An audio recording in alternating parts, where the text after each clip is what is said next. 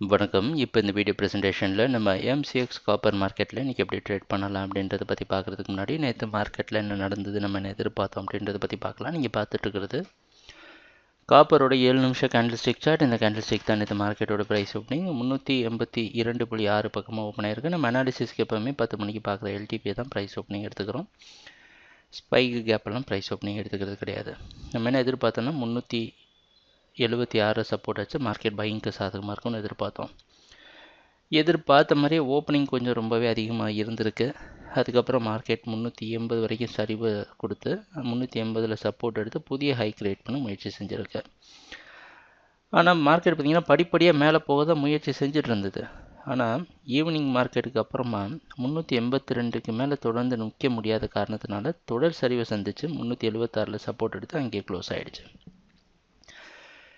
மொத்தமாக நம்ம கணக்கிட்டு பார்க்குறப்ப இப்போ பார்த்தோன்னா 2 முறை இந்த 382 அப்படின்ற இடத்துல டிசம்பர் 28 ஒரு முறை மார்க்கெட் மேலே போயிட்டு அதால் நிற்க முடியாமல் தான் கீழே வந்தது.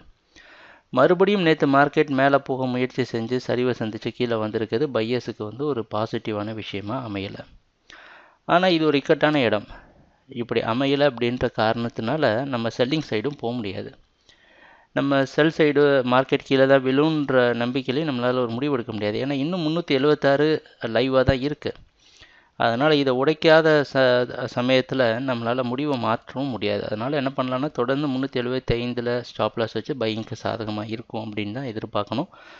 375 கீழே வந்ததுக்கு அப்புறமா மார்க்கெட்டோட ப்ரைஸ் ஆக்ஷன்லாம் பார்த்துட்டு அதுக்கப்புறம் முடிவு பண்ணிக்கலாம்.